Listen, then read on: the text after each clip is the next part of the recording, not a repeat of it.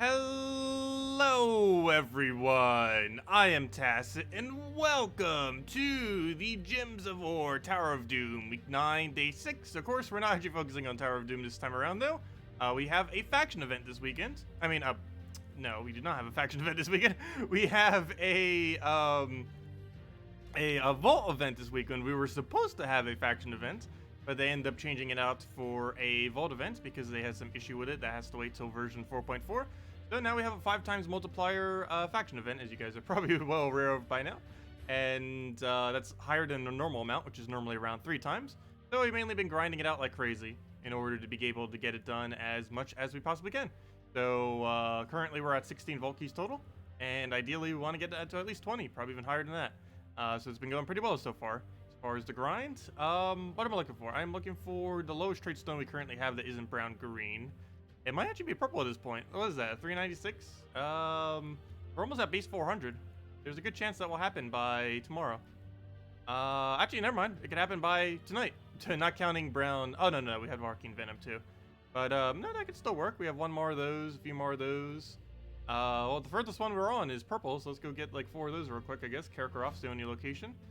So we'll obviously just use a quick kill team against that. Farm there for like half an hour. Go to the other ones. And yeah, I think we'll actually make that a goal of this stream then. Get 200 base arcanes, or 400 base arcanes. It won't be technically 400, because we'll be missing brown-green. And the reason I'm deliberately missing brown-green is 2 weeks from now we'll be able to infinitely buy it. So I'm just going to wait until then. We won't technically be actually base 400, but we will be once the July 15th hits. Because that's when we get to buy brown greens. I believe they're 300 glory each. Numbers around there. Okay, I'll throw that down. Hey, hello everyone. Hope all of you have been having a good weekend so far. Hello Phantom. Hello Corn. Hello Starlight. Hello Wagner. Welcome. Hello William. Okay, we'll go for our explosion. We will have a redeem code a little bit later in the stream. I guess we'll give it based on... I guess we'll do it based on first vault key. The only problem with that is how high the vault key drop rate is. Like, that could literally be within seconds, but that's fine. We'll hand it out on first vault key. Redeem code for today. Hello, Gamora. Glad you could finally catch us live. Very nice. Oh, also, just as a heads up, it is pretty stormy by me right now. So if the connection goes out and I don't come back, it was because of the storm. Not because I abandoned you guys. But there is a lightning and rainstorm right now. Electricity hasn't gone off yet though, so hopefully it won't.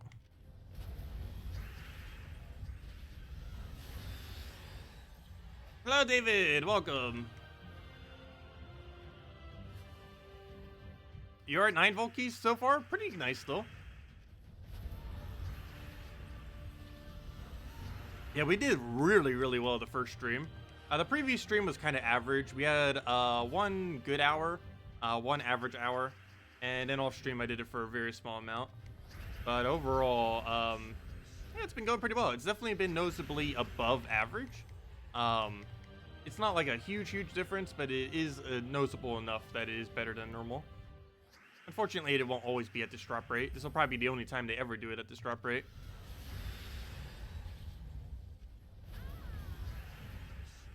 Because normally it's quite a bit lower than that, 3 times rather than 5 times. Just nearly a double difference.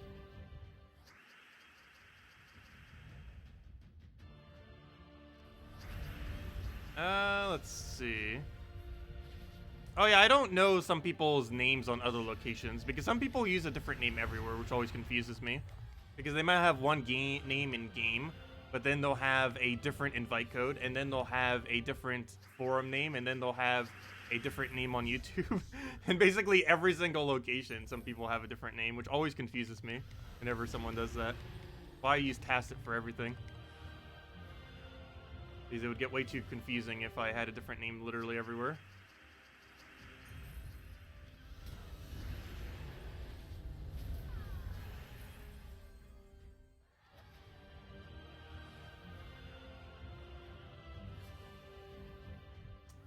What do we even take here? Let's go for the purple there. Grab all that and then get our Sunbird rolling. Hello, Leonardo. How you doing? I've been doing really good. Had a nice sleep. Yeah, I caught up on sleep earlier. My sleep schedule is really weird right now.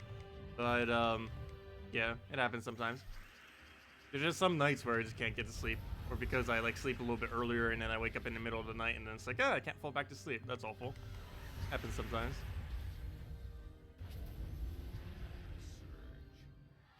No, my bank account password is not Tacet. That is not. Hello, Zeddicus. Welcome. Which is kind of funny. I think I almost forget what my bank's PIN number is because I never need to use it, ever. I think I used it once, and that was to renew my card a couple years ago, which I also need to do in about another year or so. But, yeah, I can't even remember last time. I'm pretty sure it was to renew my card. It was literally the only time I ever used my bank PIN. Was to renew the card itself. How do you think it would take to level class to 95 to 100? That should only take about 2 hours, give or take. But it's approximately 2 hours if you're focusing on it the entire time. Could even be a little bit quicker than that, but should average to 2 hours, give or take like 30 minutes in either direction.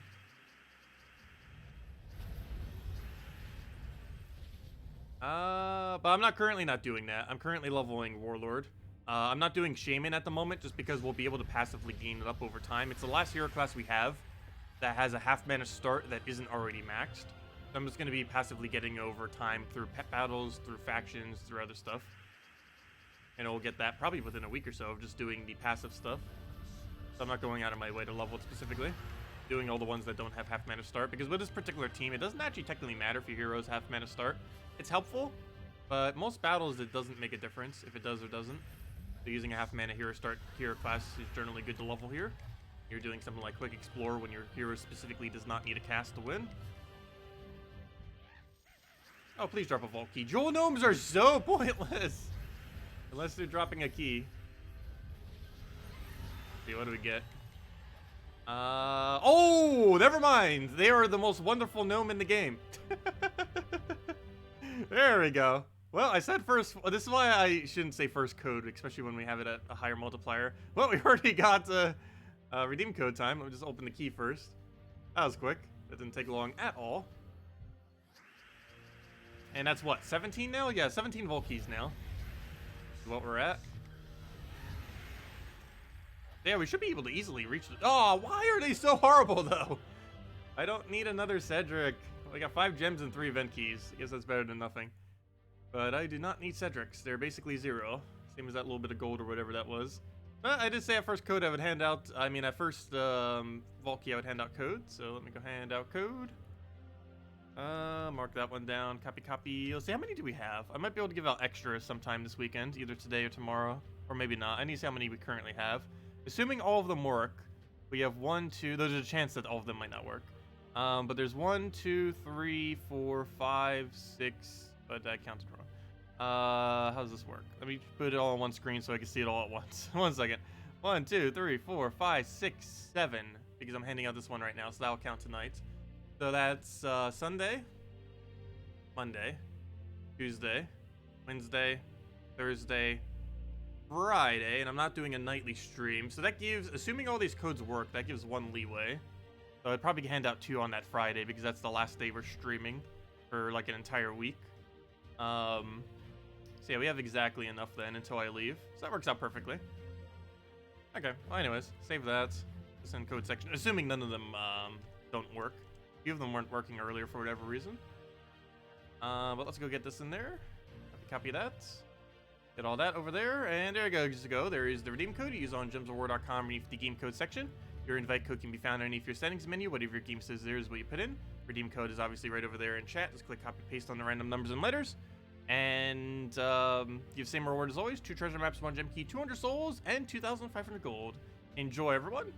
And I don't think we had a task on it, did we? No, we just had the trait stone thing and the other ones I could do or not do or just leave them there. Also, I'm here. Yeah, let's go to dungeons real quick. Not with that. Then we'll go back to the explore grinds. Try to get more vault keys. Where is it? Key team. Let's go with this.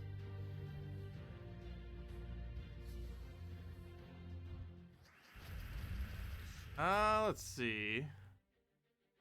Easiest place to explore for the event? Stormheim. If you're trying to get blue kills, just go to Stormheim. The kingdom all the way in the top right. Or actually, it's not all the way in the top right anymore because Drakzoom is there. But the one right next to Drakzoom in the top right, the Stormheim one, the one with all the giants, that has the highest chance of giving blues. However, if you're planning on grinding this event for a decent amount of time, you're going to get it done automatically regardless of what kingdom you do it in. But if you don't have that much time this weekend, just do it in Stormheim. You can get it done in like an hour or two. Probably more towards an hour. Best place to farm gnomes? Any explore or any challenge. Something like first challenge, Divinian Fields, or any of the other super easy ones. Or you can do explore. The specific location you explore is about even for every single kingdom. There are a few kingdoms that are slightly more annoying, like, for example, Zolkeri, because it has a summoner off its mythic. Or Groshnok, because it has 100% revive on one of the troops. But for the most part, most kingdoms are about the same as far as explore is concerned. Good majority of them. So it doesn't really matter which one you do. You generally do it based on which trait stone you need. But currently right now I am, well, not exactly right now, but as soon as we finish this dungeon, I'll be going to the purple kingdom, the Karkaroth, just because I need the pure purple trait stone. But yeah, pretty much any kingdom where you need the trait stone from, specifically the arcane, is where you want to do your grinding at for explore. Okay, almost every single kingdom is the same. There's only a few that I would say are less. I'll go point those out real quick. But as long as you do any of the kingdoms that are not the ones I'm about to mention, they are all pretty much the same speed for the most part. The main ones you want to avoid is Groshnok. Instead, you're going to want to do something like Urskea or something else, just because it has brown-red, because those other ones have brown-red. But the main thing holding this kingdom back is it has 100% revive troop, which is super annoying. You normally want to avoid Blighted Lands because go for like Golvania or something instead. And the main reason for this is it has a legend that has 25% revive. However, that 25% revive, unlike other revives, will keep triggering every single time. You generally want to avoid that. And the other big one to avoid is actually probably two other ones. Zolkeri mainly because it has Arachnean Weaver, which if you're using Firebomb Sunbird team, every time you cast Sunbird or Firebomb, the enemy will have a 75% chance to summon a Web Spinner, which makes the battle go quite a bit slower. Zejin doesn't technically have anything that slows you down, however, it has a lot of fake gnomes in it, and I hate doing it during gnome events just because you always think you're getting like a gnome and then you don't, because there's so many fake ones there, so I generally like avoiding that one, even though it's technically about the same speed. And the other one that you might want to avoid is, I know there's one other one, Adana, because the mythic there has 50% spell reduction, so you generally don't want to farm in that location. Wait, I believe I actually have to. Is there another red-yellow kingdom? I might have to if I need red-yellow. Oh, never mind. Dragon Claw is red-yellow. We'll probably just do Dragon Claw instead. Then again, it has annoying Dragon Soul, which has that 50% revive. Not sure which one would be better then. They're both kind of annoying. But, yeah, for the most part, every other kingdom that I didn't really just mention there is perfectly safe to go and do at max speed.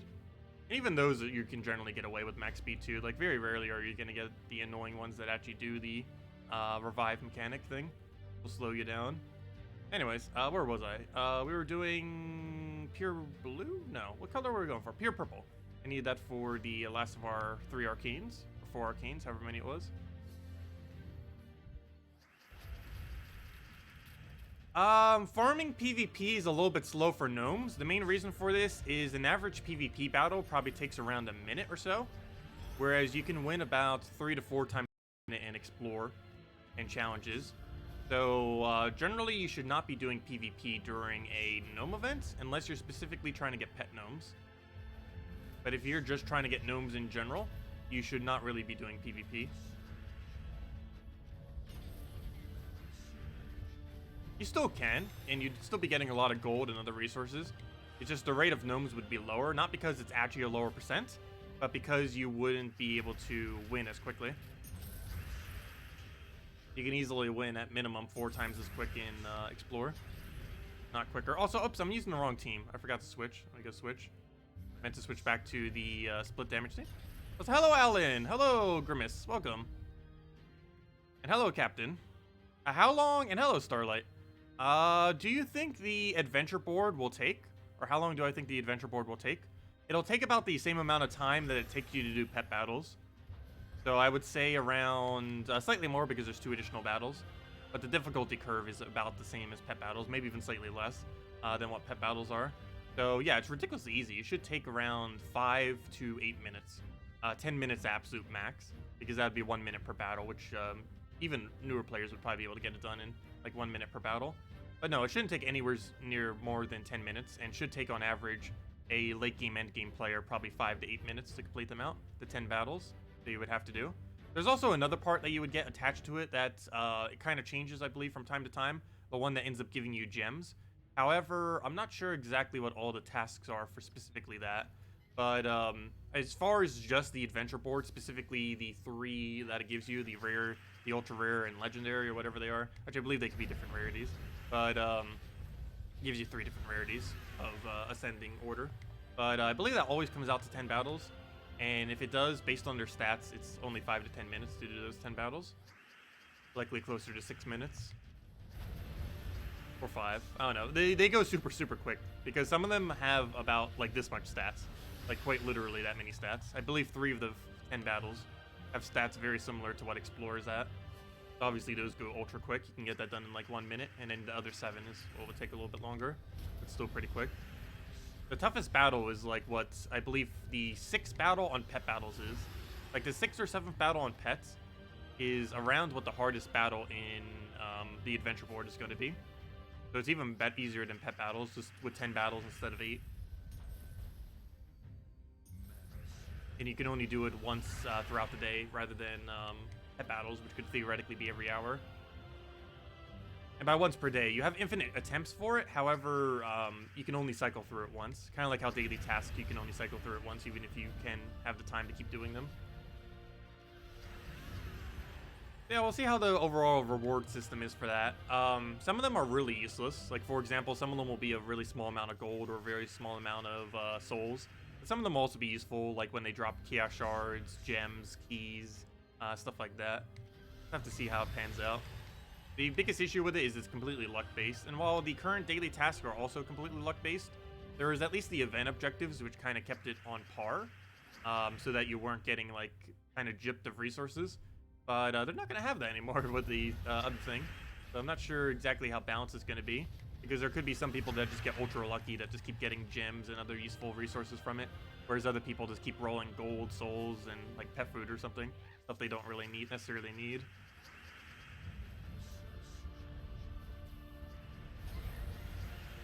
If I'm not mistaken, unlike daily tasks, I believe they do hard reset though. So, for example, if one of the resources is souls, and obviously you don't want souls because the amount it would give is basically 0 on top of the infinite stack most people probably already have. If you don't want souls, I believe it auto resets the following day, if I'm not mistaken.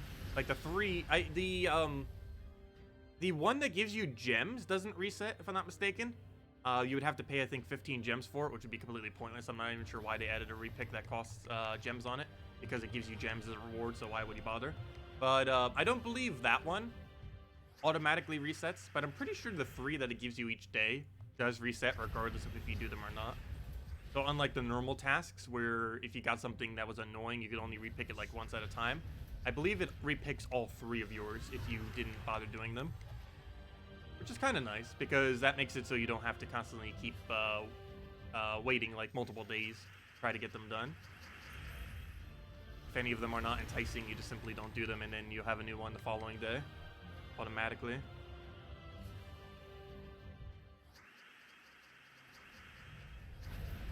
Hello, Steve! Welcome back again! And hello, Clarence! Welcome. If anyone has any questions or anything you want me to go over, let me know. Otherwise, of course, a good majority of our time will be spent getting more vault keys off of gnomes, and just normal gnome drops in general. Highly advise farming them if you aren't already. Definitely be doing that while you're watching this stream. Let's see. Get a sunbird down. Hello, Haley. Welcome.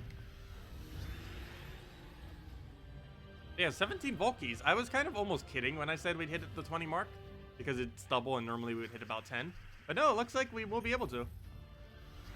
We're only 3 away, and we're likely going to get another one before the end of the stream, if not more. That'd be insane if we could actually hit 30. I don't think we'll hit 30, though. I think the goal at this point is definitely at minimum 20, but I guess we could probably even try aiming for 25 if I have enough time tomorrow. What's the best drops from a vault key? 250 gems, 20 gem keys, a major purple, a major blue, and a minor blue. Those are the biggest drops that you could possibly get from a vault key. 250 gems, 20 gem keys, technically 15 event keys, though I personally consider them a lot less valuable than gem keys, oddly enough. But 250 gems, 20 gem keys, major purple, major blue, and minor blue. I would say are the top 5. 250 gems is a little bit less than some of the other loot that you could possibly get. However, it's very versatile because you could use it for literally anything in this game, pretty much. Most likely for weekly tasks, or, you know, not weekly tasks, but those weekly sigil-related things. Those ones that allow you to do various game modes. And you could, of course, use it for whatever you want, if it's in solid gems. That one's pretty nice. The 20 gem keys is nice because that helps you get mythics and just troops in general. Technically, the event keys do too. However, I would personally consider 20 gem keys to be more valuable, oddly enough. Just because even though they don't specifically focus a kingdom, you're getting more drops. And they're about the same rarity drops anyways, so... and you can use them for whenever new mythics come out. Try doing it that way as well. And still get a unique drop off of gem keys. The other one is... or the other 3. Minor blue is worth around, I would say, 300 to 500 gems. It can sometimes save you even more if you're using an event key situation. Like if you're a new, if a new legend comes out and you use a major or a minor blue on it, that saves you around 1,000 gems worth of event keys, like 500 to 1,000. So it can save you quite a bit then. The other 2 big instances where it saves you is bounty hunter, raids, and evasions. Well, I guess 3 then. Whenever you go and upgrade the legendary to mythic in those situations, you're saving around 300 to about 500 gems, if I'm not mistaken. Somewhere in that general range. So that ends up saving quite a bit that way. And the other thing that was the major purple and major blue. Major blue, it's always hard to put a value on that. It's obviously at minimum the same value of a blue, which is up to about 500 or so, or up to 1,000. However, it could theoretically be considered better, but also not much better, just because the only thing you really tend to use major blues for is crafting Zugaf for the most part. They're so valuable that you don't really bother using them for anything other than that. The other things that you could maybe use them for is for if you just really need something upgraded for a kingdom upgrade, like a Doom Troop or something like that. You could maybe do it, but I don't know. Using major blues for the actual purpose of ascending stuff, this doesn't really seem worth it if you don't already have Zugaf, because it's going to be way harder to try getting Zugaf normally, like off of power orbs or something. Without those major blues, so you generally want to put those major blues into it until you finally have Zugaf. And the major purple, the reason that's so good is it drops 75 keys, essentially is what 1,500 seals is. And if you own all of the Guardian troops to 4 copies in Mythic, as well as having your guild to 40,000 seals at a given time, you are getting around, well, you're basically getting 75 gem keys worth of loot. And with 75 gem keys worth of loot, each gem key is worth 9 gems, so that comes out to 675 gems, making it theoretically the highest value orb in the game, not counting the possibility of what Major Blue might be able to do in some situations. But overall, as far as main, like the direct value of saving you gems, Major Purple is actually technically better than the blues. Minor Blue is better than Minor Purple, but Major Purple is, assuming you already own Zugaf, is better than Major Blue. And there's another Vault Key. Very nice. That's what, 18 now? 18 Vault Keys. Second one of the stream. So I already handed out a code, but there's the code from earlier if it's not already used up by now. Make sure to go use that. But yeah, let's go get our second Vault Key of the stream. We're right back to that 2 to 3 Vault Key per hour rate. Definitely want to be seeing that. Still haven't gotten a Vault Key from Vault Key though. Cycle arounds. So I've only ever done that once, so probably not that likely. I'll get that killed out. Hopefully have some good loot here.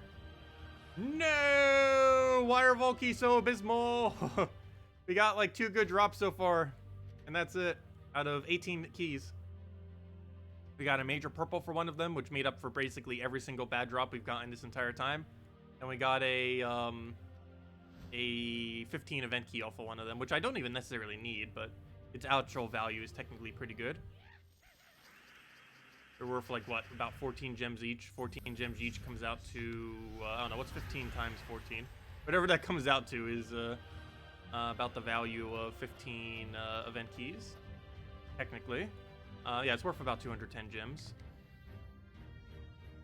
which I would definitely prefer some of the other drops, but it's not horrible.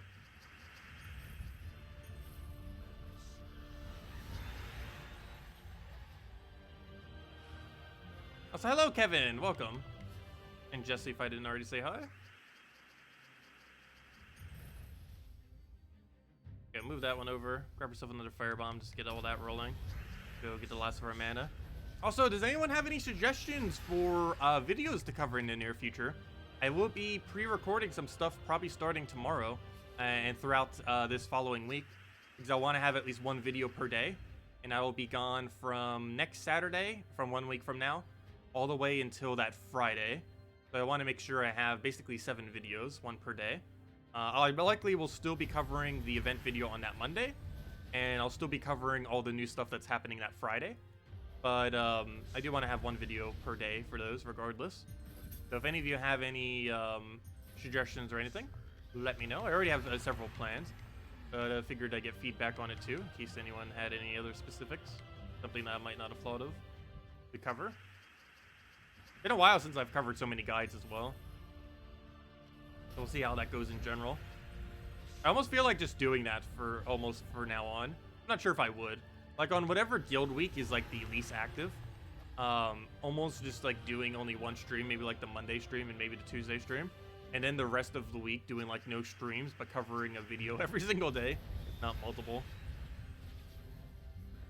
Like doing that once a month. Not sure if I would, but see how it goes this time around with pre-recording it.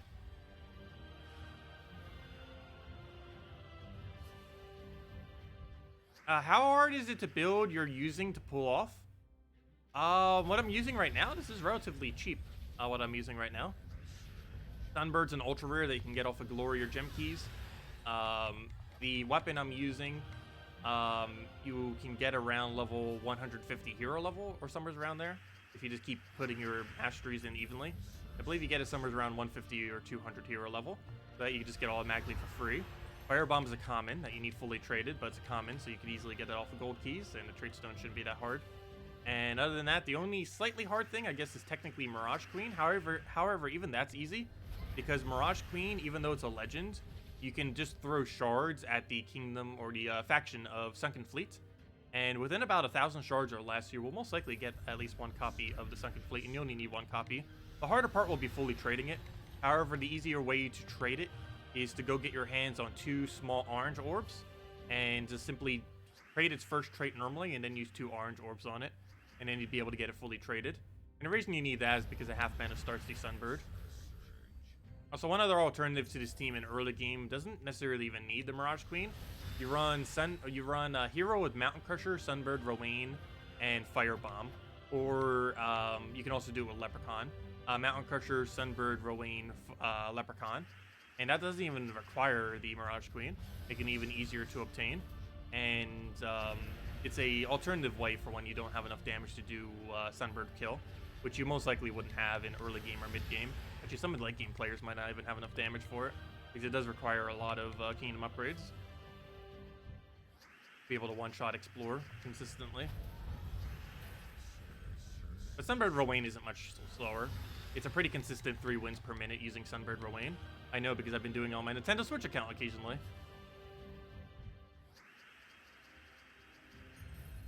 How is Sunbird being buffed so high on my team?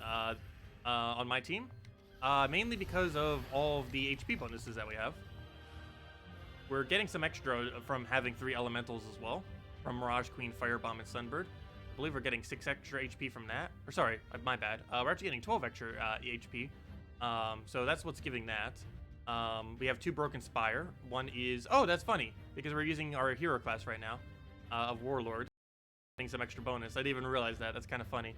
But yeah, we're currently getting 6 HP right now from using 2 Broken Spire. One being our hero set as Warlord, and the other being the Firebomb. We're getting the normal 6, which is normally the max that you'd be getting here, which is the 3 elemental thing, which is coming from a combination of our Sunbird plus our Firebomb, and then our Mirage Queen, all 3 of which are elemental, which is giving us that bonus. The attack is pretty irrelevant. And other than that, we're getting it from all the normal kingdom upgrades, which is probably making a good bulk of the difference. We're getting 27 from kingdoms. This is a combination of level 10 all kingdom, 5-star all kingdom, and a few 10-star kingdoms. Then we're getting it from our guild, extra 8 just from having all the guild tasks completed. And we're also getting an extra 2 from factions, just from having a higher renown. That's where all of the HP is coming from. And obviously also from having it to Mythic and having it to level 20. Those two are kind of a given. These are kind of like the more invisible ones that are increasing it up.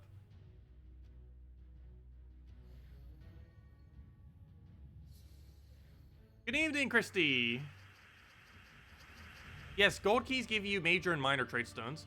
If you need to try farming minor trade stones, or either of those two, you just simply go and farm gold. And the best way to do this is spam PvP, and then use all the gold you get from PvP onto gold keys. Not only does PvP have an even rate of trade stones, meaning you would get more minor and major trade stones, you would also be able to use all that gold into gold keys, which would give you an excessively high amount of minors and majors. It would cost a lot of gold, but you would get a lot of minor and majors out of it, because those are the only two you can even drop. That is how you gain a good bulk of your gold keys. Or sorry, that's how you gain a good bulk of your 2 lower rarity trade stones, minors and majors. Mainly the minors. You'll have way more than enough majors to be able to get everything done. But minors is where the harder part comes in. Have I had a guide for all the Underworld stuff? I've been meaning to. I definitely need to. I have been. I need to record all that in Tuesday. Like anything I need to do in regard to that, I definitely need to go record this Tuesday. But yeah, there's several things I've been meaning to cover in regard to that. Definitely will need to, because it's not changing for a while. Ideally, I would have wanted to have covered next faction, but that's not coming out for a couple weeks, so we'll cover it before then.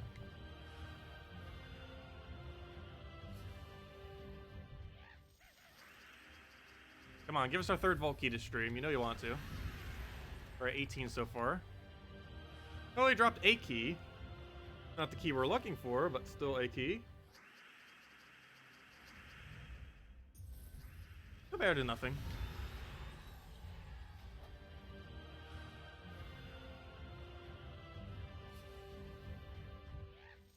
So many gnomes. Feels like every other battle sometimes. Perfectly fine.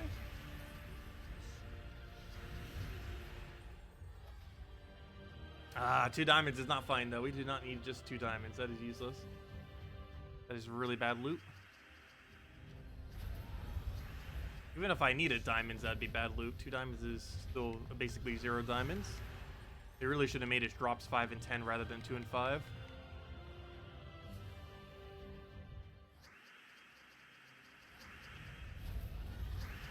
Or made them how they did gems, where it's 5 and 20. If diamonds were set up like that, then it would definitely be at least enticing. 5 would still be pretty useless, but when you would get that 20, it'd be like, oh yeah, that's actually not too bad.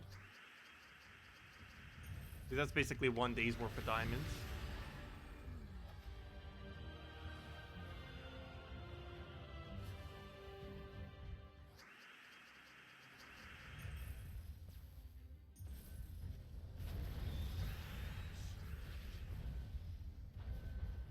Okay, we'll get our sunbird there.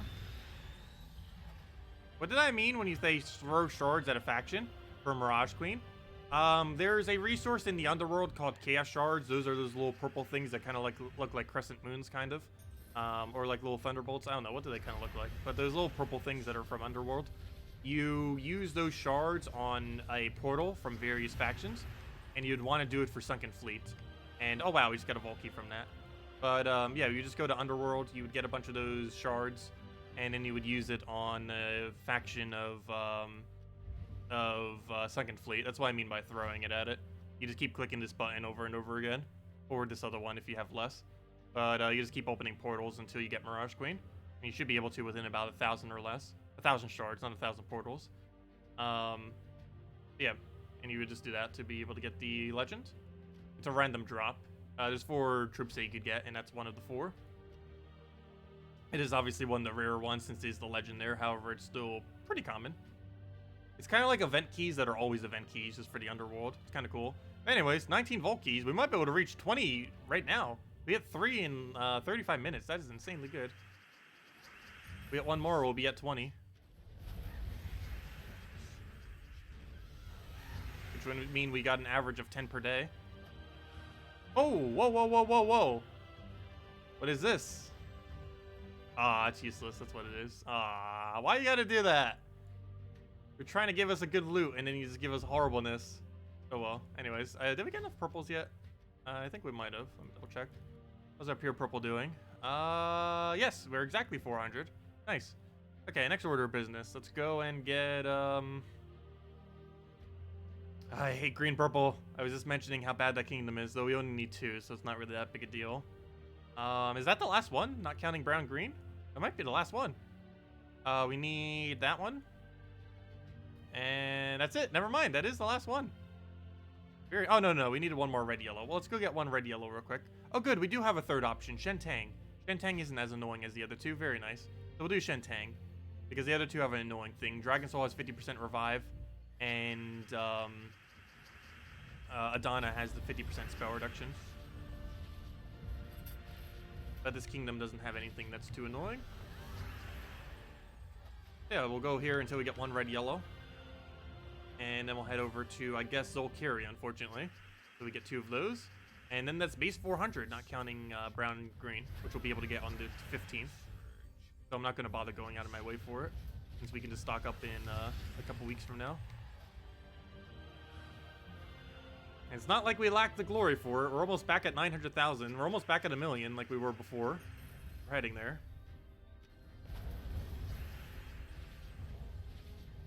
What do I need all the hundreds of trait stones for?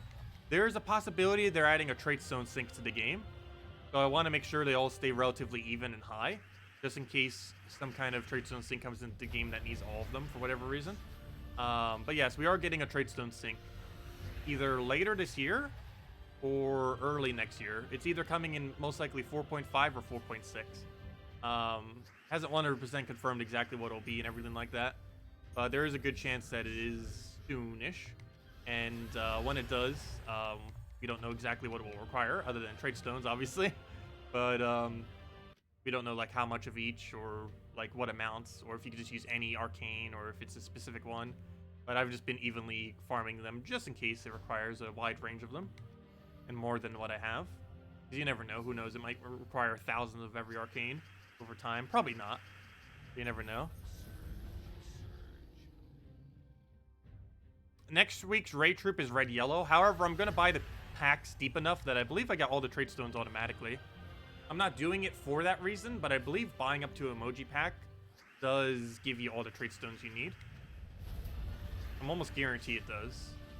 It might not do the last trait, but I believe it does. Right? I'm pretty sure raids and evasions, if you buy up to emoji pack, gives you fully traded troop without having to spend any. One of the reasons why my stacks don't really go down. Because for whenever you get a new glory troop, you can just infinitely buy that trait stone, so your glory doesn't go down then. For various like raids and factions, you would kind of think that your values would go down. However, if you buy deep enough in packs, you just get all the trait stones automatically, so it doesn't go down for that. The only thing that really brings them down are factions and mythics. Those are the only 2 things that really reduce trait stone amount when you basically have full completion in Gems of War. And that's kind of why they're adding trait stone sync, because mythics and factions do not even remotely close to remove the amount of trait stones that come into the game. Not even slightly close. That gets rid of like maybe 1 day's worth of trait stones. Maybe at most 1 week. Yet that only occurs over the course of a month. Why do you think there will be a trait stone sync? Because they specifically stated so.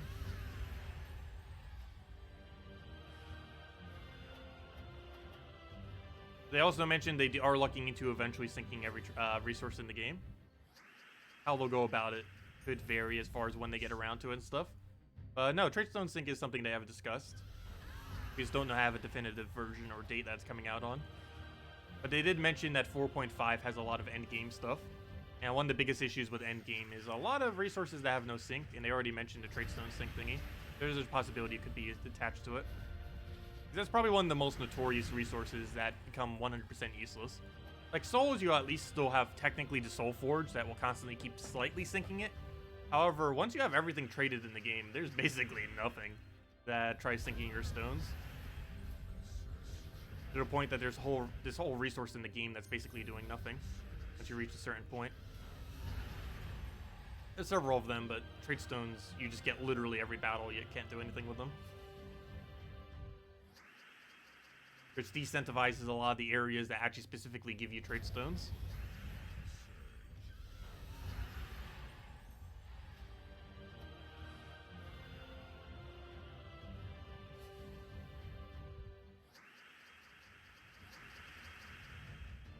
Let's see. Yeah, obviously, initially you sink them into all troops. But once you get ahead of the curve and have all troops upgraded, it becomes really easy to stay ahead of the curve. You don't ever even need to go out of your way to farm trait stones, and you'll still stay ahead of the curve once you have everything fully traded. And sometimes you just passively do it. Like if you're playing a lot of PvP, you're just automatically doing it. If you're playing a lot of treasure map, you're automatically doing it.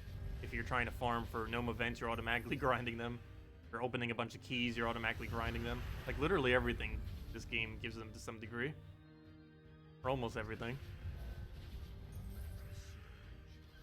Even guild tasks end up showering you with them once you reach legendary tasks. You end up getting more arcanes than you're ever going to need from that over time.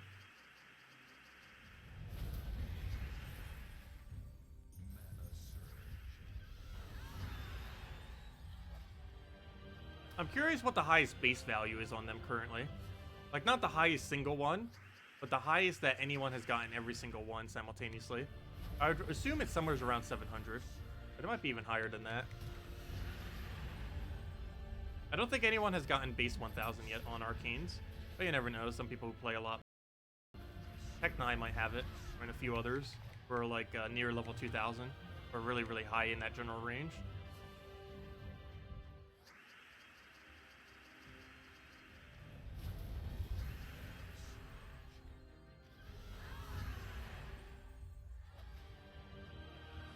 I almost want to go until we get that 20th vault key now. Though I know if we do, we're going to take like 3 hours just to get one vault key.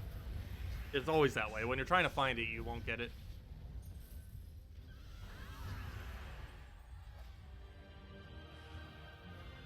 Hello, Phantom.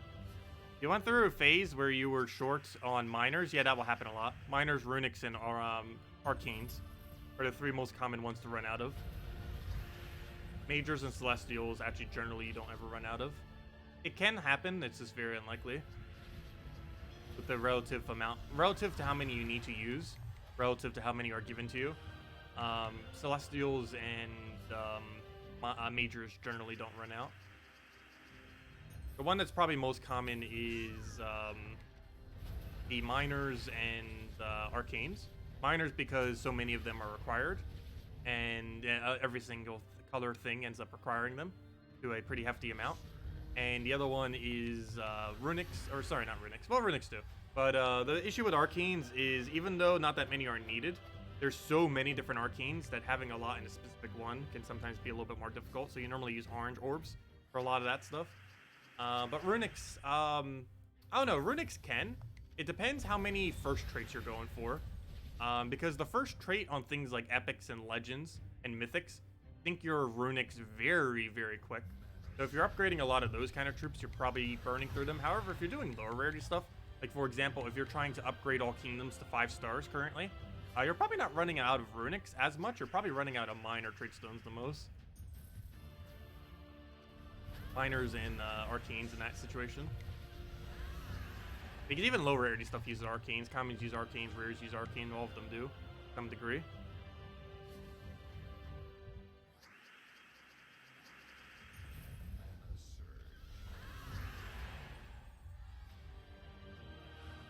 Oh, the point was that it only went away after like 2 to 3 months. You can still have that issue even after 2 to 3 months. It depends specifically what order you're going to upgrade everything. It also depends what kind of content you're doing. For example, if you're primarily doing explore a lot and not doing as many other things that give like the lower rarity stuff, then you might be losing miners even more often compared to running out of arcanes, which you wouldn't be running out as much if you were doing it that way. But yeah, I would say it takes about several months. I'm not sure about 2 to 3 months because my Nintendo Switch account's at 2 months and it still runs into trait stones issues. But I would say after about half a year to a year, you would definitely kind of just reach the point where trait stones just become a non-thing anymore. Because at that point you would be able to glory farm or throw in glory at various packs so that you could get a bunch of arcanes that way. and you'd just be able to accumulate enough trade stones through every various means within the game that you'd have a decent amount of stuff traded while simultaneously just having a surplus of them. I'd say it's more towards about the 6-month mark, or a year if you play a little bit less often. Yeah, it could happen in 2 to 3 months. You'd have to play a lot in those 2 to 3 months to reach that point, though.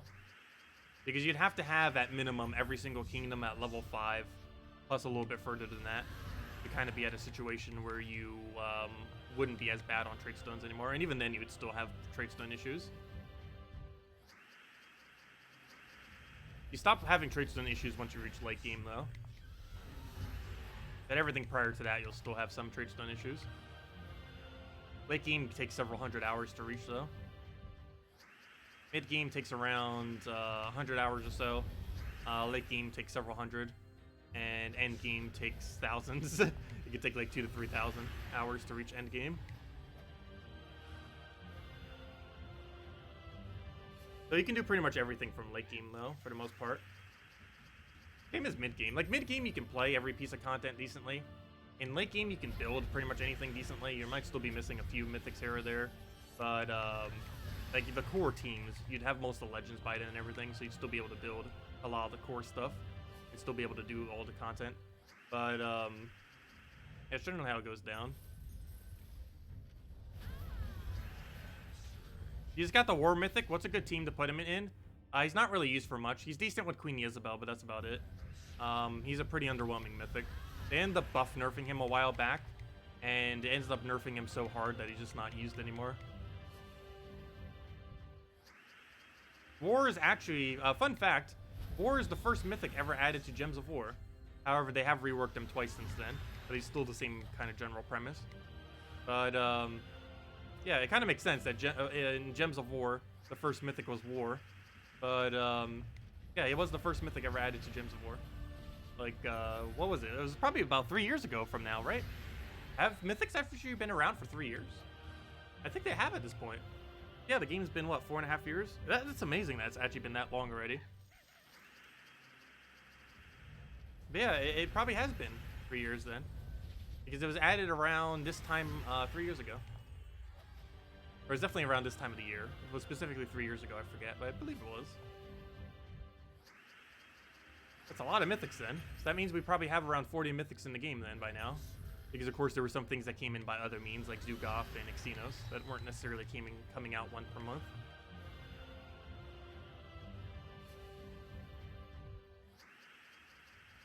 Are treasure maps worth running? No. You have over 100 of them, and they feel boring to do.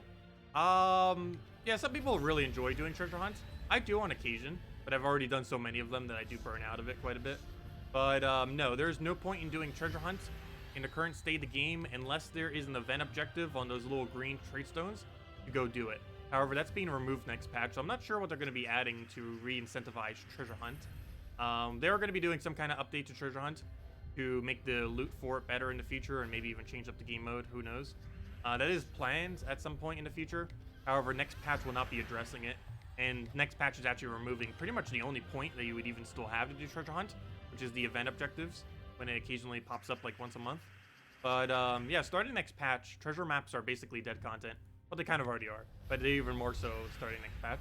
You only really use them when you're first starting out to try to get some gems, like prior to having dragon armor and stuff like that, if you're not bothering to spend $50 on Death Knight. But after that, you don't really ever do treasure hunt again unless it specifically tells you for an event thingy. Because then it gives so much of reward from the event that it actually is worth the time to put it in. But no, treasure hunts are generally pretty underwhelming in the current state of the game. Might be reworked in the future, or it definitely will be. It's just a matter of when. But I don't believe it's anytime soon. It could be still several months until they do. Might still happen by the end of this year. But it's definitely not happening next patch. And the patch after that probably also isn't. Possibility that the patch, 3 patches from now might. But it hasn't been confirmed if it will or will not.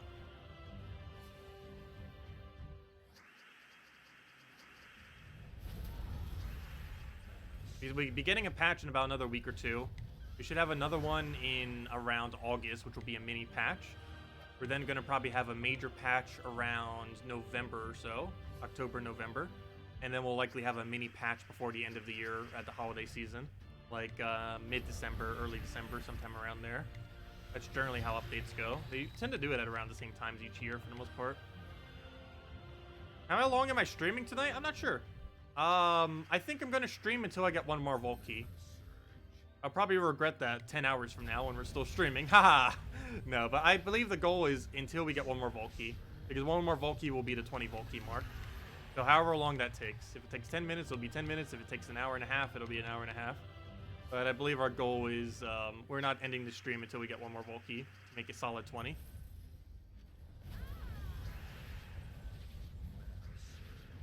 That's the game plan.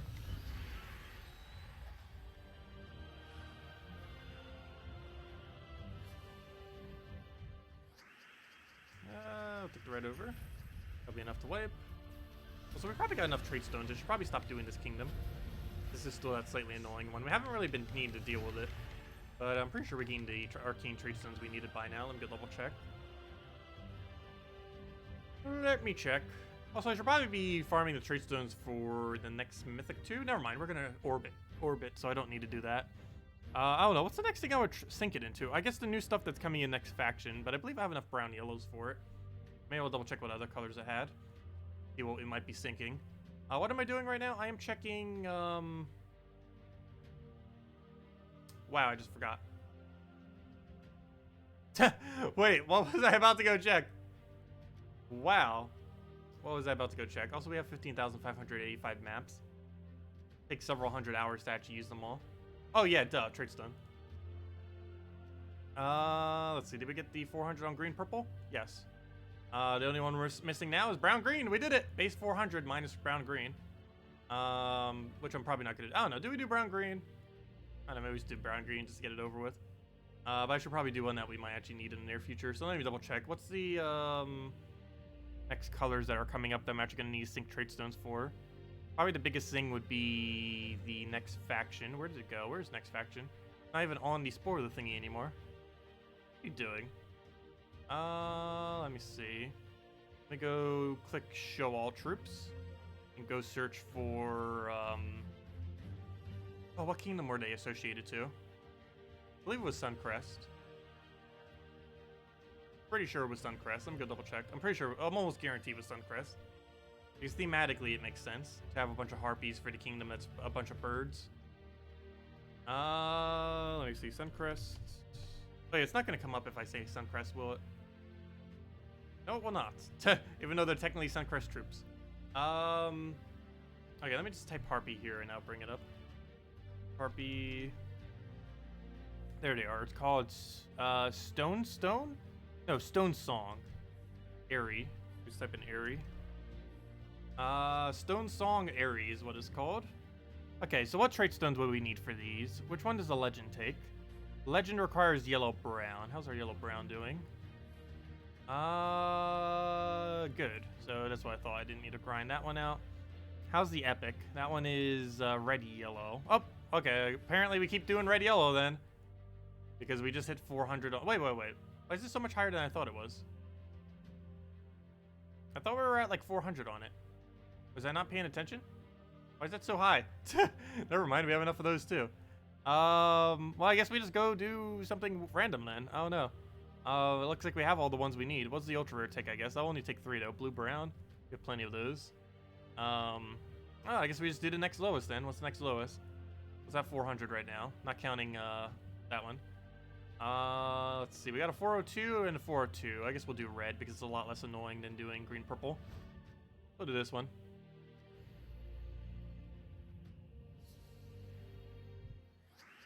Yeah, all the trait stones it's going to sink, I already have plenty of. Every single one it's going to use, I have over 450 of. And only the legend and epic would really sink them.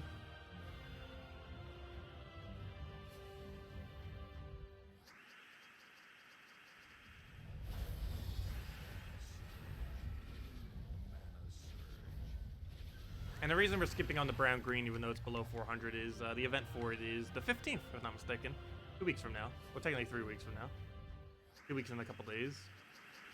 Actually, no, never mind. It is 3 weeks. Yeah, in a couple of events we'll have it. We'll just be able to buy infinitely off of glory.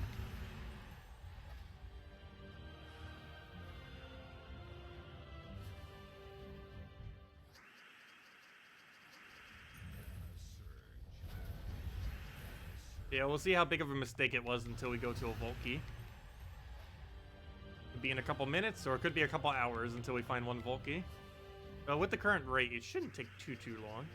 Found 3 already this hour.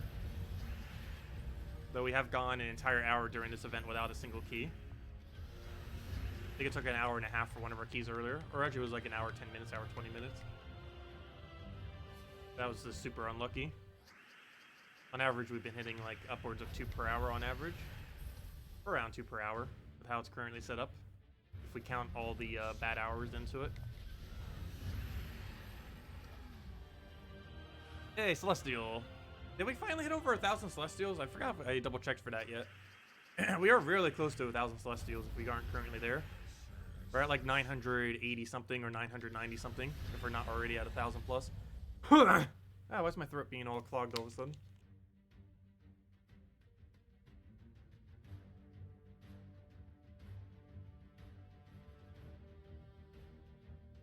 There we go. Anyways, let's go kill it.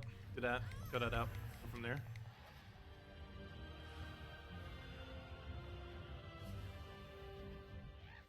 Vault key, you know you want to. 4 vault keys in an hour? That'd be a really productive hour. Nope, that is the worst drop you have. Or among one of them. I'm still not sure if that's the absolute worst drop. Still not sure if I consider 100 souls or 2 diamonds to be worse than that. But no, 2 minor trade stones are pretty far down there.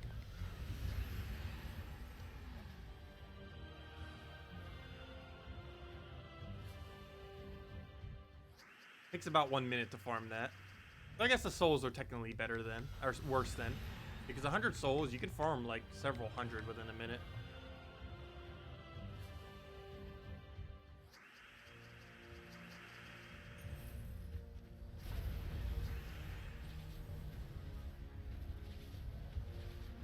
Despite the fact that it only gives you 100 drops sometimes. See ya, Phantom. Have a good time. Yeah, there's so many gnomes. There's infinite of them. We must get them all. All one infinity of them. But the main goal for now is at least 20. Hey, another arcane. Not like we really need them, but hey, why not? Oh, please, Jewel Gnome, drop Volkey. You have no good drop other than Volkey. Dropped one earlier, do it again. What's it doing? Take that one. And it was kill that out.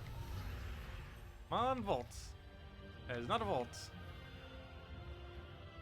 Yeah, feel free to leave a like on the stream. It does help out quite a bit.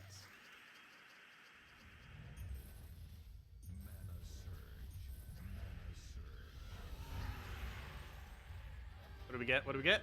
Nope, 500 souls. 1 minute worth of souls from a gnome.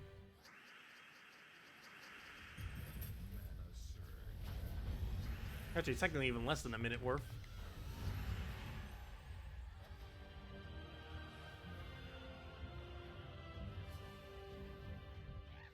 Well, at least we're getting a lot of gnomes. They're just not really dropping anything, though. At least we're getting a lot of them. Come on, Volkey, or anything of value. Okay, 1 gem key. That's technically of value. It's 9 gems.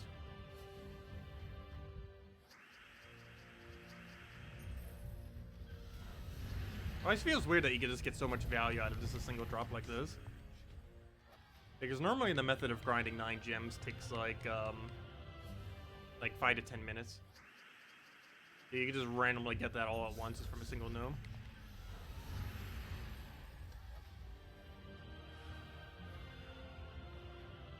Anything that gives more than 1 gem per minute of value is pretty decent. In regard to actual gem value. Not what they consider actual gem value, because they sometimes consider gold, souls, and other things under gem value. But the only things that actually have specific, straightforward gem value that I would actually consider as gem value are gem keys at 9 gems each. Event keys, which I believe are 13.5. I normally just calculate them out as 14 gems each.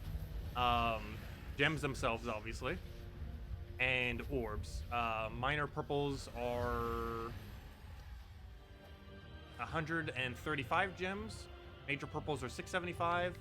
Minor blues are about 500 gems. It's about 300 to 500. Depends how you look at it. Major blues have no inherent value. They're just normally just used for Zugoff for completionist purposes. And that's a good majority of the drops that even have any gem value. Most other things don't really. It's just the keys that cost specifically gems. Well, actually, I shouldn't say that. Glory technically has a gem value if you get enough of it. Glory is about every 200 glory is worth about 9 gems. Because 200 glory is 10 glory keys, 10 glory keys is basically 1 gem key. And 1 gem key is 9 gems. So like every 20 glory is about 1 gem then. Essentially, is how it comes down. As far as value. More like 25, I guess, but it depends how you look at it. But every 200 is definitely about 9 gems. You don't actually physically get those gems, but as far as like inherent cost-saving value. Gold can theoretically have a gem value. However, only around 30,000 gold equals 1 gem, essentially. So it doesn't have much of a gem value, though it theoretically could.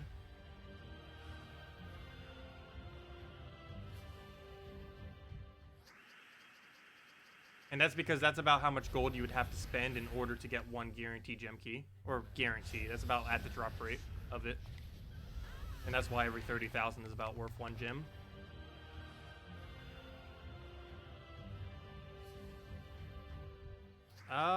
So that technically means like a 60,000 gold drop is only worth like 2 to 3 gems. Theoretically.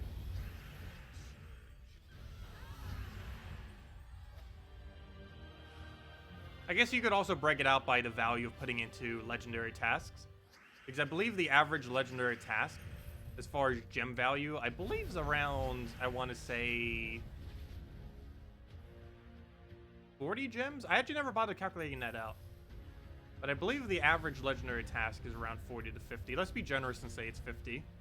What does that come out to then? If it does actually do 50 gems worth of resources. I think it might be actually a little bit lower than that. Let's just do it as 40, I guess. But if it's 40 gems worth of value, it costs 1 million gold. What does that come out to then? 1 million divided by 40. Let's see. That's about the same rate. I never even realized that. Really? Yeah, I guess that's right. Putting your gold into your legendary tasks is about the same effective gem value of spending your gold on gold keys. The biggest difference, though, is if you put it into your tasks, every single person in your guild gets it. Whereas if you put it into your keys, only you get it. So generally, it's obviously better just to put it into your guild. Because 30 people get it rather than 1. But yeah, they actually have the exact same value. I never even realized that. But yeah, around 25,000 to 30,000 gold is worth 1 gem. Is what it basically comes down to.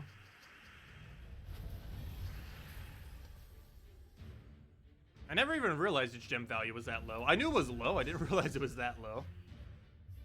Yeah, like a 60,000 gold drop off of Cedric is 2 gems, basically. Whereas 1 single gem key would be 9 gems. Off a normal gnome like this. And souls have no inherent gem value. Even if you got 1 million souls, it technically has no trade over to gems in any way currently in the game. The only way that would ever be possible if you could convert like souls into glory or something like that. Or some kind of soul key added to the game. Or something in Soul Forge that's actually relevant. Hello, Daryl! Who should you craft? Ubistet or Ketris? Ketris. Well, it depends. Are you actually going to use them? Actually, never mind. Yeah, Ketris would still be the right answer regardless. Never mind. Yeah, Ketris. Ketris the bull. Tetris the bull. Haha. He almost did kind of spell it that way. But yes, Ketris the bull would be better.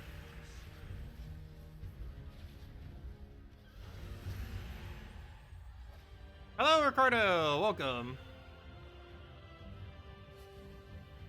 Ooh, no Vault keys today. Ouch. Actually, how many did we specifically hit today? I think we hit 8 today, right? Or 9? Or 7? How many did we have yesterday? It was around a dozen. We're at 19 currently. So whatever yesterday's was, subtracting that into our current 19 is how many we got today. That's 8, I want to say. 7, 8. Something around there. I'm trying to get the 20th key right now. I'm streaming until we get that 20th key. I might regret that decision. But we're not stopping until we get that 20th vault key today. Regardless of how long it takes. Even if we're here till midnight. So hopefully it doesn't take that long.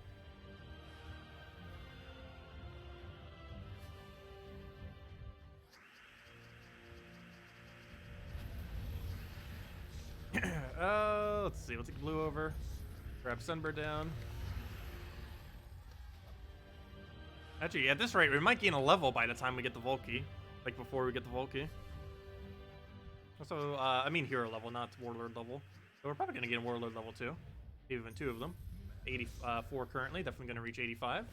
That means we only have about 5 hours left of Warlord grinding until he's max. 5 to 6. Depends how you look at it. Closer to 5. Hey, Ubistet. Speaking of them. Ooh, we didn't get mana there. So we'll just move that. We'll do whatever and then we kill it. Didn't even go for the skull.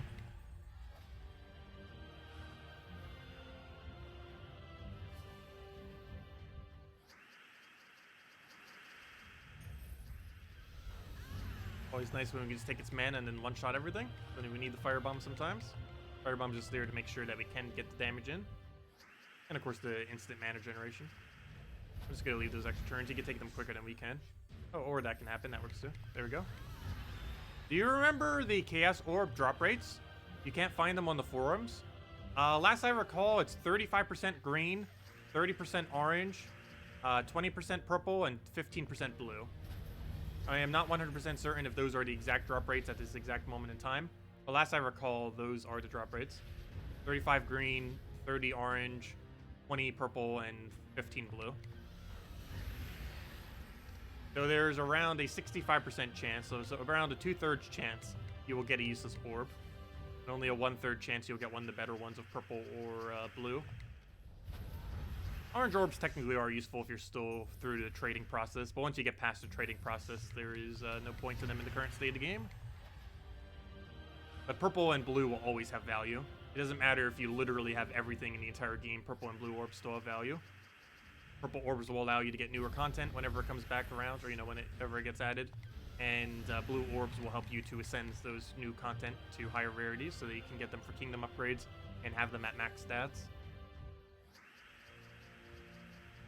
So they're always required throughout the entire history of the game.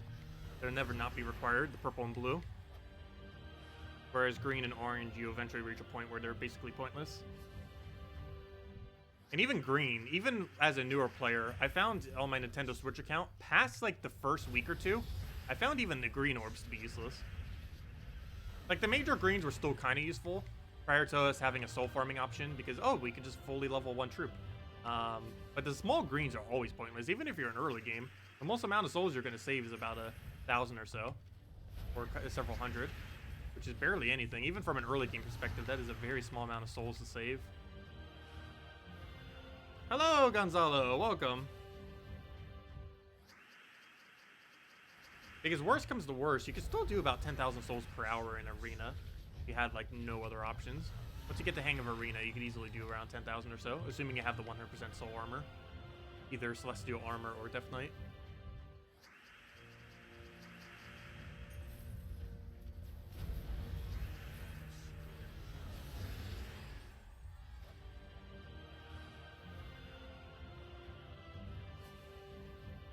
Hey, they're all useful for that 4th Zugoff. No. No one even has 4 Zugoffs. The highest anyone has, I believe, is 2.5. Someone might have 3, but I'm almost guaranteed no one has 4 right now. You'd have to get insanely lucky and grind a ridiculous amount of Vault keys to be able to do that.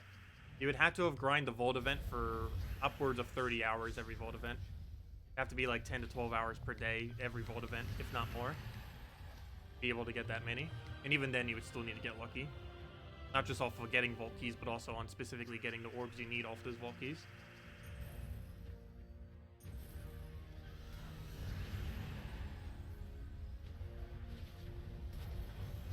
What would you use major blue orbs for if you don't care about Zugaf? That's always a hard decision because they're so valuable that they're almost not worth using.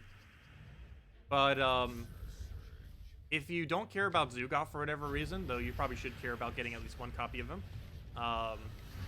But if you don't care about Zugaf, I would say mainly on things that will take a long amount of time to get upgraded.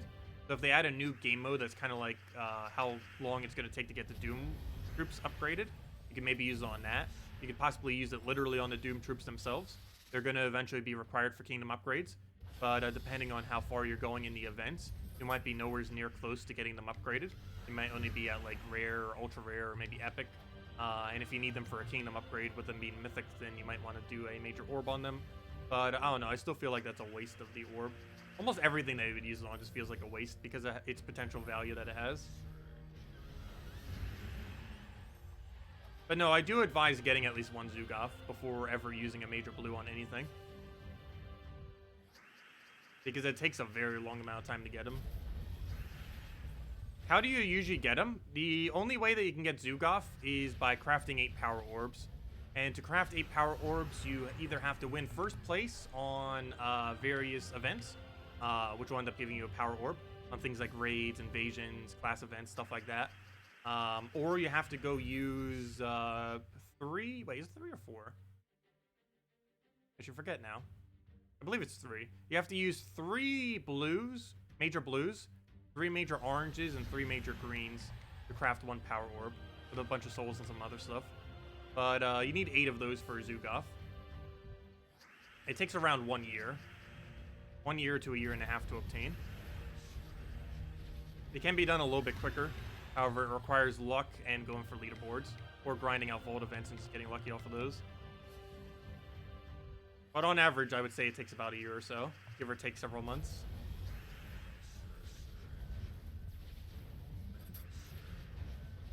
He's the hardest to obtain troop in the entire game. And while he's not used for much, he is pretty decent for delves. And he's also going to always give you 1 higher star for Karkaroff once it finally reaches 10 plus stars. It's currently not that relevant to own, but once it's required for star level off of Karkaroff, it's going to be a little bit more enticing. Because even if you don't plan to use the troop for anything, you'd still be able to get a slight bonus out of it. I'm not sure when Karkaroff is reaching 10 star though. I believe it's still another few months. Might not even be until the end of this year until it reaches 10 star. But it will pretty soon. I believe it only needs 1 more event to reach 10 star. So whenever its next event is it's going to reach 10. Let me see, is that actually in visible sight? I don't believe it currently is. Let me go double check though. Show spoilers. When is Karkaroff getting its next events? Do we even know?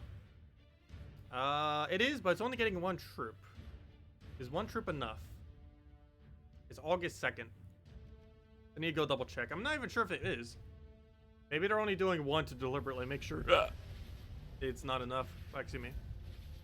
But I think it might only need 1. I'll go double check though.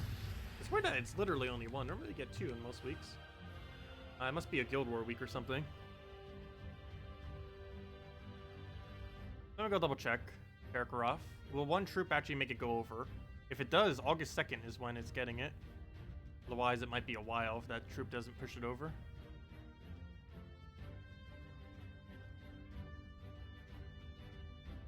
Let's see. Oh no! Oh no! Oh no! They're fixing Tower of Doom. Or not Tower of Doom. They're fixing invasions. They're adding a Raven Tower. I just noticed by going to the spoiler thread. They might be doing that next patch or the following patch. Or like 4.5. That is going to be annoying. They're adding a tower that has gain 8 armor, life and armor and barrier. You know, the normal thing that all the towers do. Destroys all gems of a chosen color, which is going to be ridiculously annoying. But the most annoying thing is it has a 30% chance to run away. Archie says teleport away. I guess that makes sense. Haha, it can't run away because it's a tower, so it teleports away. I see what they did there. Normally it says run away. and it teleports away. But they actually made it inconsistent. That's funny.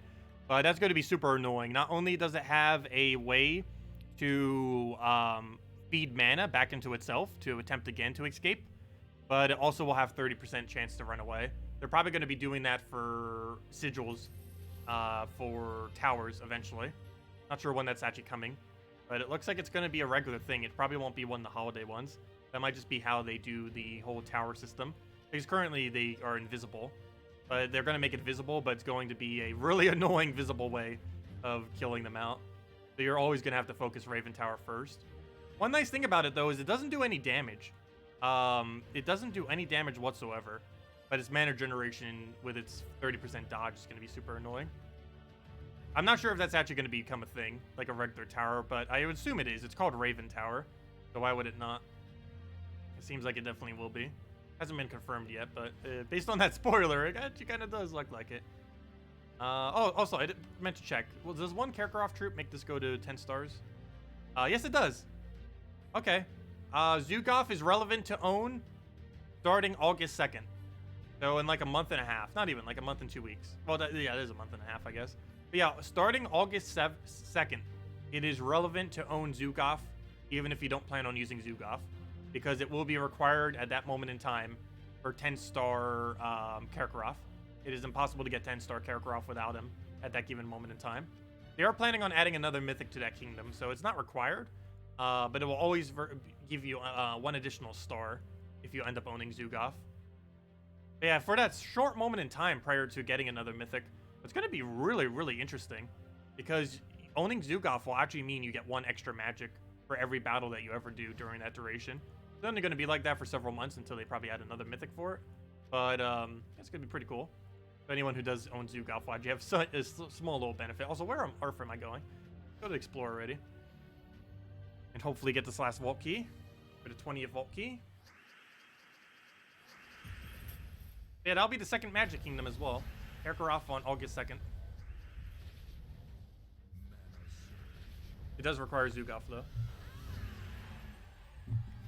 It won't in the future, but when it first initially releases, it will. So yeah, if you haven't gotten Zugaf, try crafting him in 2 months. Could be hard, though. But if you're close, then that might be a goal of yours. Try grinding out vault events until then to hopefully get enough orbs to get them. If you have like 6 power orbs worth of orbs, you might want to consider trying to get on that grind to get the last 2 before then.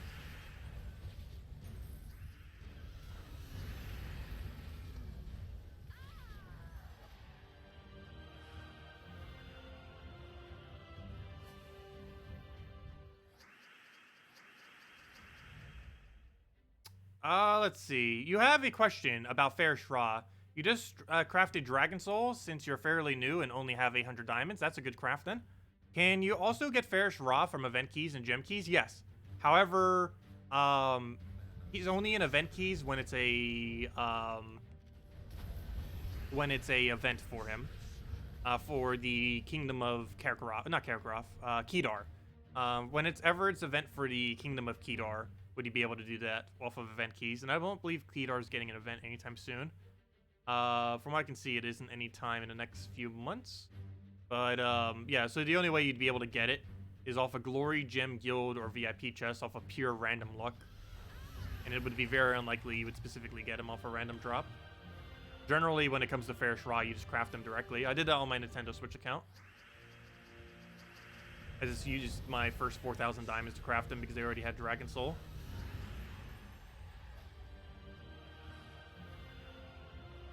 But yeah, it is theoretically possible at any given time, even like right now, to go get him off a Glory, Gem, Guild, or VIP chest. However, the chance that you would specifically get him, let alone even a mythic, and if that mythic is specifically him, is ridiculously unlikely. Already a low chance that you would get a mythic, and the chance it would specifically be him is within the decimals of percents.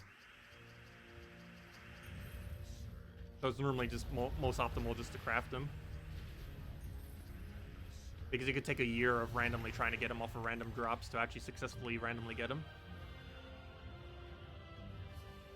Whereas if you craft him, you'll guarantee get him. You need to get the 4,000 diamonds. It's a good thing to have around. It's great for soul farming. The second you have Fair Shra, your soul farming teams just immediately boost up like 10 to 20%, or not 10 to 20%, 10 to 20,000 extra souls per hour. Normally, soul farming teams with one Fair Shra can reach around 30 to 40,000 souls per hour, whereas teams without them are more closer to around 20,000 or so. You can do even higher than that if you're really diligent about clicking and everything, but I'd say on average, the normal team's around 20,000, and then it becomes almost 40,000 with Fair Shra, with one single copy, and then it goes to about 50,000 with 2 of them.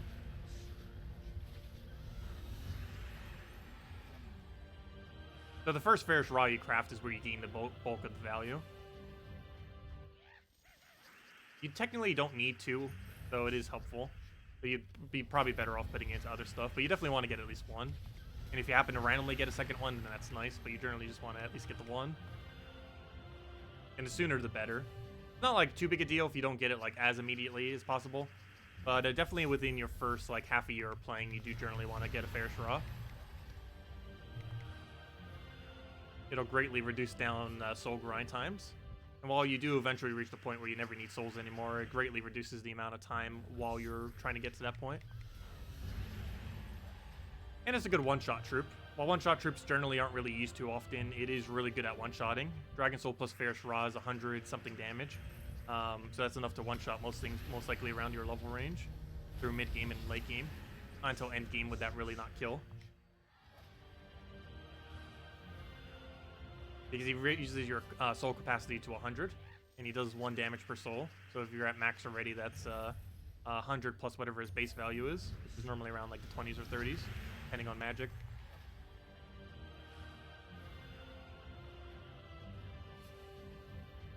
Okay, where is this final Volkey? I had a feeling this would happen. Because we're trying to specifically get it, it's going to take forever. Yeah, when we're not trying to specifically get it, we get showered with keys.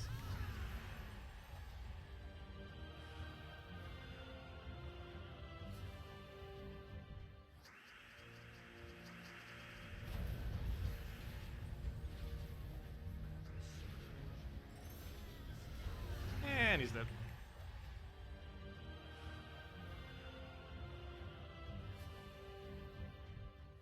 That's kind of funny seeing those two next to each other. Peasant next to a Xenos. That's something you don't normally see. Though I guess they're both equally useless. Haha! Just in a different way. I guess it's not too weird seeing them next to each other. Peasant actually is good in Arena. That's the only thing it's good for, though. Even though outside of Arena, he's one of the worst troops in the entire game. In the context of Arena, he's actually not that bad. Because he's a really good low mana cost board control option. He also has decently high HP relative to other stuff in common rarity under Arena.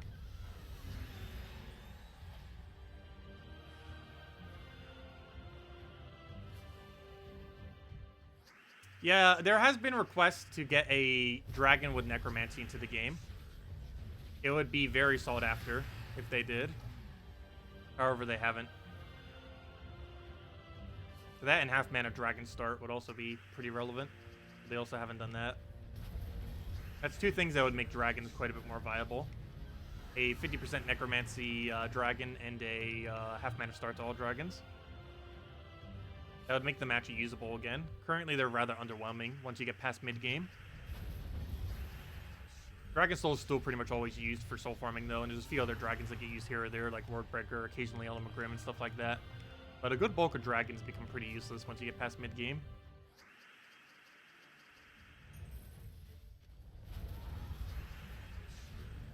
And the biggest issue to that is Submerge.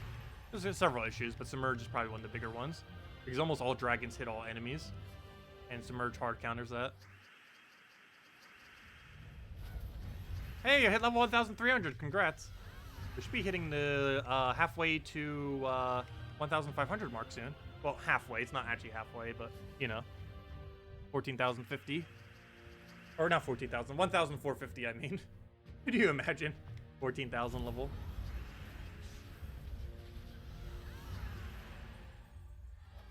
No one's ever going to reach the 5-digit levels unless they rework how EXP works in this game. It takes around 30 years of grinding for 8+ hours a day to be able to reach level 10,000. Maybe even longer than that. like 30 to 50 years to reach it, which obviously is never going to happen. Not sure why they made it so high. Current highest level in the game is around 2,100 something.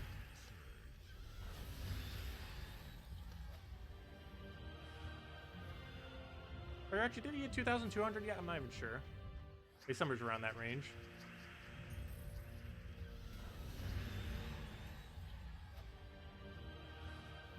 You gain pretty much the max benefit of hero by 2,000 though. Anything beyond 2,000 is basically max level, even though it's not actually max level, because you still keep gaining stats up to that point, as well as hero mastery. Everything beyond that, I believe it stops though. I know for sure you stop gaining stats after that. I forget if you still get hero mastery or not. But hero mastery already has such a small diminishing return that it would barely make any difference if it did. Yeah, so 2 weeks for Teknai. Haha, I know, right? He hasn't been around the streams as much. I've been still seeing him in game here and there. He hasn't been stopping by the stream. We'll go kill that up. Probably too busy grinding EXP. Let's see. You hit Warlord 100 today. Very nice. I'm still working on that. We've got another 5+ hours or so. 5-6 hours. Not doing that all right now, obviously. We're getting some of it in. 85 right now. Have any suggestions for awesome teams to synergize with the triple burning talent? Bronze lock pistol teams. Anything literally with bronze lock pistol, because it burns every cast. So like stuff with Cedric and stuff like that. Something like Warlord hero class followed by Ward Breaker, Leprechaun, and Cedric. Ends up working out decently while also farming gold for PvP and stuff. Other than that, literally anything that uses bronze lock, because it burns every cast, and you can sometimes get a cascaded skull from the board clear that it has attached to it. Other than that, anything that uses Infernus skull spam of any kind ends up working out pretty decent, because you obviously get to burn everything, and then you get extra turns, which will allow you to do 4.5 times damage, plus you hit through traits, which will basically one-shot essentially everything in the entire game, assuming you're not entangled. So that's pretty good. But yeah, Infernus, skull spam, and anything with bronze lock pistol are the two main things you would use it for.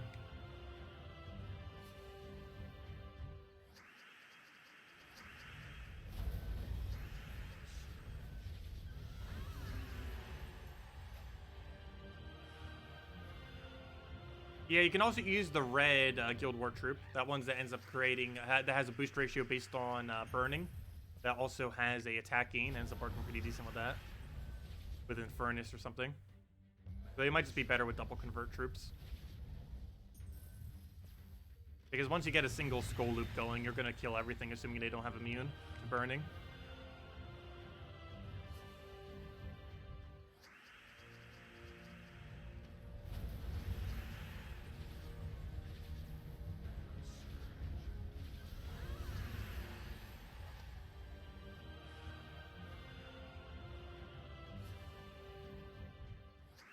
It feels weird that we're actually getting pretty close to maxing out every hero.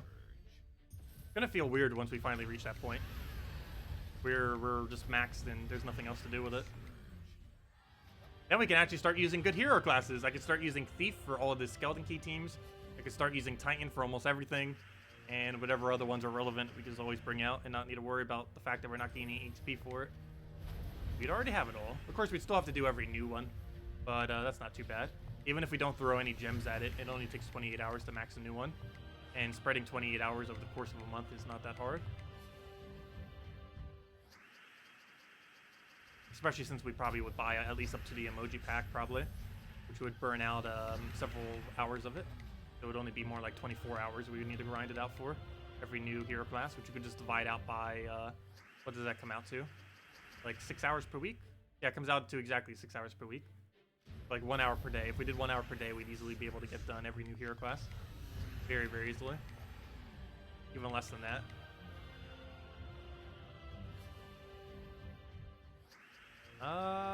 Let's see, we'll do that. So of course right now you have to do at minimum like 28 grinding each month, otherwise you fall behind the curve of new hero classes being added to the game.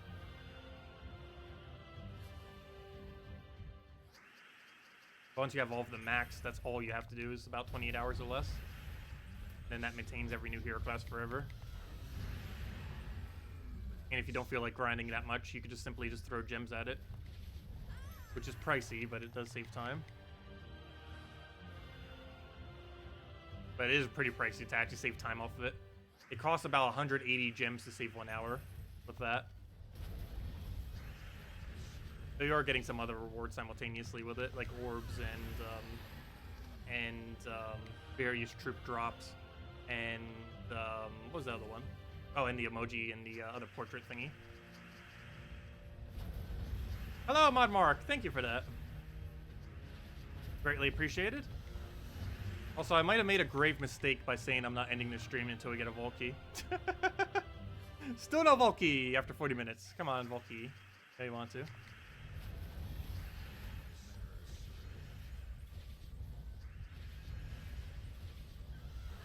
What do we have? What do we have? Nope, not a Vault Key. What classes do you think are great to level up? You only have Titan at level 100. Thief, Plague Lord, Sentinel. Obviously Titan, but you already have it. Those are the main ones. The main three I would say you would really need, that would cover almost all your ground, is actually maybe 4 of them. But the main 3 is Titan, Thief, and Plague Lord. That covers most of your ground. Titan you use for pretty much everything. Thief you use if you need a good stealthy hero class. And Plague Lord you use if you need a version of Titan that is more cast defensive. So if you're using like really big casts on the enemy team, you would normally want to use a Plague Lord in the instances where they're going to be casting against you a lot because of the disease or having that spell reduction for that 20%. And of course, it has barrier spam just like Titan. There's a few other ones that could potentially be used. There's a lot of hero classes that have purposes, but those are the main bulk. Like between those 3, that would cover upwards of 90% of instances that you would need. There's still a few other ones that still come into play, like Tidecaller's not that bad at level 100. Used for Blue Guild War, and there's instances where you would need Submerge. And there's the Vault Key! There's things like Assassin, which unlike Warlord has instant kill. So even though it has less overall skull damage, it has the instant kill proc chance, which could theoretically be better. And there's other hero classes like that, but for the most part, those 3. Titan, Plague Lord, and Thief. Yeah, Assassin is a lot of fun to use. However, it's so inconsistent that it's generally not used in situations where you need that consistency. Like, it's a lot of fun to use and mess around with, and it's a pretty decent hero class. It has one of the best on-skull effects of any hero class in the entire game. But the biggest issue with it is it's just really inconsistent. It's 10%, and you're really dependent on that 10% triggering. But yeah, he not only has 10% every skull, but he also has 7% every kill. And that 10% can stack into that 7%. If you take a skull and kill something with 10%, you can then trigger that 7% to get a double kill, which if it ever happens is insanely lethal, though it's very, very unlikely. It's like a 0.0 something % chance that that will happen any given skull, but you can get that combo, and if it does hit, it's really solid. It does happen, but it's just too inconsistent to deal with. But anyways, there's our 20th Vault Key. Let's go open it, and then just end out the stream. So if anyone else has any other questions, let me know. But there we go, 20 Vault Keys so far. That is a lot of Vault Keys. Hopefully we'll get at least another 5 tomorrow, though ideally we'll get another 10. I'm not sure how much time I'll have to grind, but we want to at least get a decent chunk in. But there we go. And of course, to keep with the theme of most of our other keys, it is almost pure useless. The only good drop there is 20 gems. But hey, at least it's better than nothing, I guess. But there we go, 20 Vault Keys. This is actually, I believe, the most Vault Keys we've ever gotten, right? Pretty sure. Especially after the fact that we're not even done yet. We still evolve tomorrow. And maybe later tonight if I grind a little bit more before bed. But anyways, guys, that'll wrap it up for now. What are legendary tasks? Legendary tasks are something that you unlock once your guild has completed out all of the normal tasks. Normally on the task page, there are 6 tasks here, as you probably know, 1 of each of the 6 colors. However, once you have completed all those tasks, you then get legendary tasks. This is something that requires 1 million gold. And actually, did I donate gold to my guild yet this week? Yeah, I did. I guess I'll do another 1 million. Let me go claim all my seals, and wow, 1,604 battles we've done in all of this grinding. But yeah, basically what they are, they cost 1 million gold. Your entire guild can contribute to them just like normal tasks. Normally you don't solo them, though you can if you really wanted to. And this gives every single person in your guild whatever loot shows up here. It just gives a bunch of various loot like gem keys, glory keys, possibility of legends and mythics, so they're really low chance, crate stones and stuff like that. So right here from that one, we ended up getting 4 glory keys, 1 gem key, and 6 celestials. But overall gem value is actually relatively low. That's only like a 10 gem value or so. But some of them can be pretty high. Yeah, we end up getting that from it. And every single person in the guild gets exactly that as well. Regardless of if you contribute 0 to it or the full 1 million, every single person in the guild would get it. All 29 other people in my guild got that exact same thing. And yeah, that's basically what those are. But anyways, guys, I'll be heading out for now. Hope you all have a wonderful rest of your weekend. Best of luck with the Vault event. Have a wonderful time. Leave a like if you enjoyed the stream, and we'll be back tomorrow night, same time as always, about 2 hours prior to now tomorrow, 8 p.m. Eastern Standard Time. And there we'll be going over the event for next week, and just grinding out the last of our gnomes. Hopefully we'll get up to about 25 vault keys or so. Currently hit up to 20. Yep, best of luck, everyone. Hope you all get plenty of gnomes, and definitely be grinding them out and exploring challenges if you have the time. They made it a 5 times drop rate instead of 3 times, so it's the best time of ever to try to go and grind those out. Great for leveling up hero classes or just for farming arcane trait stones or trait stones in general, and you'll end up getting a lot of gem related resources as you do so. Anyways, guys, catch you all later. Good night.